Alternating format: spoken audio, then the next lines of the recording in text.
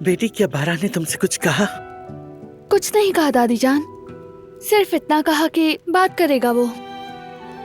अल्लाह खैर करेगा इंशाअल्लाह। इंशाअल्लाह। मुझे यकीन है इंशाल्लाह सब ठीक होगा। चलो ठीक है कदर। मैं अपने घर वालों को जानती हूँ, वो अब कुछ ना कुछ कहे बगैर रहेंगे नहीं।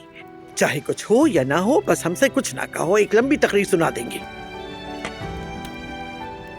आप इतनी जल्दी मायूस ना हो आजाद साहिबा, हो सकता है कोई अच्छी खबर मिले। थोड़ा डर लग रहा है मुझे भी, मगर बारान पर भरोसा है,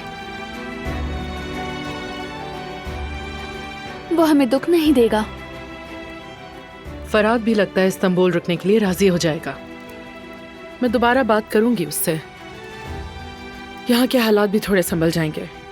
उसके बाद ये मामला हम सब मिलकर हल कर लेंगे इंशाल्लाह। इंशाल्लाह उसे बस इस्तांबुल में रोक लें, चाहे एक छत के नीचे ना भी रहें, लेकिन हम मिल तो सकेंगे आसानी से।